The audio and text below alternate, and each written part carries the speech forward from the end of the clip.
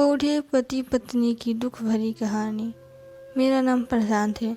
मुझे गांव के घर से काफ़ी दूर की बड़ी सिटी में नई नौकरी मिली थी। इस शहर में भाड़े का घर लेकर रहने लगा। पड़ोसी के तौर पर घर के सामने ही एक घर था जिसमें एक बुजुर्ग जोड़ा रहता था। दोनों बिल्कुल अकेले थे, मतलब ना कोई बेटा, ना बेटी, ना नाती, ना पोते, यानी कि संयुक्त परिवार नहीं था। मैं एक संयुक्त परिवार का सदस्य था, इसलिए मुझे अक्सर उनके बारे में विचार आते रहते थे। मुझे देखकर बुरा लगता है कि इतनी उम्र होने के बाद भी उनकी देखभाल करने वाला कोई भी उनके साथ नहीं है। जब मैं सुबह ऑफिस के लिए निकलता था तो देखता था कि दादी जी अपने कपकपाते हुए हाथों से दादाजी को चाय देती थी। वैसे ही कपकपाते हाथों में कप लिए दादाजी चाय पीते थे। वहाँ पर रहते हुए कुछ दिन होने के बाद मुझे पता चला कि यह दोनों मिलजुल के धीरे धीरे घर के सारे काम करते थे। कोई भी उनसे जाकर बात नहीं करता।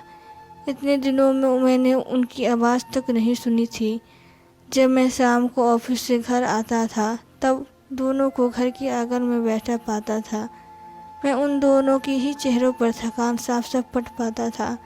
मेरा मन कई बार करता था कि उनसे जाकर बात करूं, लेकिन फिर किसी वजह से मेरे पाँव वहीं पर थम जाते थे।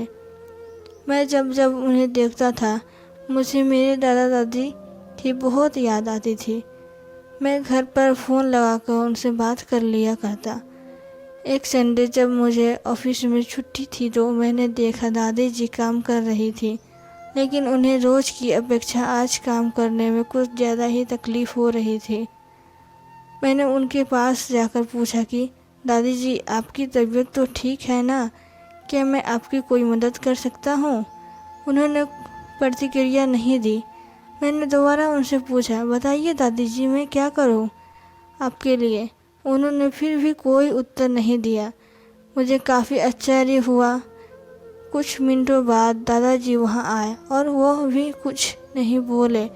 मैंने ही बात को आगे बढ़ाते हुए कहा, मुझे लगता है कि दादी जी की तबीयत खराब है, इसलिए मैं यहाँ आया हूँ। मैं आपकी मदद करना चाहता हूँ। बताइए मैं कैसे आपकी मदद कर सकता हूँ? दादाजी इशारों से मुझसे बात करने लगे। उन्होंने इशारों से मुझे बताया कि दादी जी सुन और बोल नहीं सकती।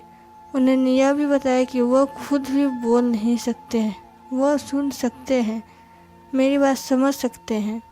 उन्होंने इशारों से ही दादी से कुछ कहा और दादी ने पूरी तरह देखकर मेरे माथे पर हाथ फेरा। मैं उन दोनों की तरफ देखते ही रहा और न जाने कब मेरे आंखों में आंसू बहने लगे।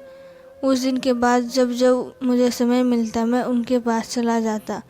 वो मुझे पर बहुत प्यार बरसाते। अब तो मुझे उनके इशारे की मीठी भाषा भी बहुत अच्छे से समझ में आने लगी थी। एक दिन मैंने दादाजी से पूछा कि वो अकेले क्यों रहते हैं, क्या उन्हें कोई औलाद नहीं? दादाजी ने दादी को इशारों से समझाया कि मैंने उससे क्या पूछा। फिर दोनों मेरा हाथ पकड़कर मुझे आंगन में ले आए और अपने आँखों के आंसू पोंछे और उंगली का इशारा करते हुए साइकिल मुझे दिखाई। साइकिल को देखकर मैं समझ गया कि उनके परिवार वाले उन्हें छोड़कर कहीं जा चुके हैं और अब उनके हिस्से में केवल यादें ही बची है। उन्हें रोता हुआ देखकर मैं भावुक हो गया और मैंने दोनों को गले से लगा लिया।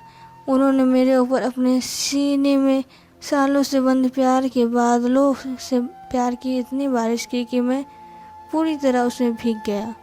तो दोस्तों, आपको यह वीडियो कैसी लगा? वीडियो अच्छी लगी तो वीडियो को लाइक करें, चैनल को सब्सक्राइब करना ना भूलें। Thank you.